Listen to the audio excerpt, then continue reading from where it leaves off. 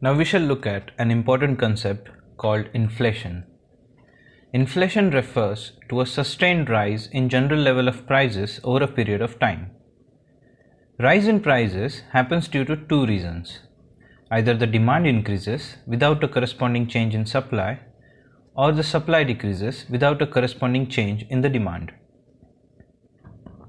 It is measured in terms of percentage change over a period of time.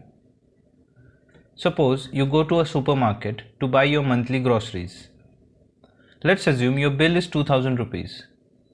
But in the same month of the next year, if you have to pay 2200 for the same basket of groceries, then we can say that there is a 10% inflation. Now since your 2000 rupees can no longer buy you the same basket of groceries, we can say that the value of money has decreased. In economic terms, we call this as the loss of purchasing power of money. This loss of purchasing power is also referred to as inflation tax. Now let's look at some concepts related to inflation. Now if rate of inflation reduces from 10% to 6%, then this reduction in rate of inflation is called as disinflation. That is, the prices are still rising but at a lower rate than before. But if the prices fall or there is a negative rate of inflation, then we call it as deflation. Now suppose prices of only technology items increase. That is, instead of a general price rise, the price rises are skewed to a small group of commodities, then we call it as skewflation. This mainly happens due to a rise in input costs of this group of commodities. If the rate of inflation is mild and there is a gradual rise in prices, then it is known as a creeping inflation. It is considered good for the economy as it encourages growth and expansion. If the inflation is running in the range of double digits or triple digits, then it is called as a galloping inflation. Hyperinflation is large and accelerating inflation when prices rise by more than 50% a month. Hyperinflation is very rare to occur. Examples of hyperinflation events include Germany in the 1920s, Zimbabwe in the 2000s, and Venezuela in 2010. Bottleneck inflation occurs when supply falls drastically and the demand remains at the same level. Since fall in supply is a structural issue, it is also called as structural inflation. Stagflation is a situation where inflation is accompanied by slow economic growth and high unemployment.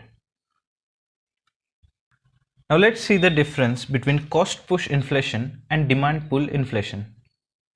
While cost push inflation is related to supply side, demand pull is related to demand side. For production of any commodity, there are some factors of production like raw materials, electricity, rent, labor, etc. If the cost of these factors increase, then the overall price of the commodity increases. This is known as a cost push inflation. For example, when there is a rise in international crude oil prices, it leads to overall rise in general price level in the economy. Failure of monsoon results in increase in the prices of agricultural commodities. So these are supply side constraints that cause inflation. Cost push inflation is usually tackled by fiscal policy like subsidies, price control, etc.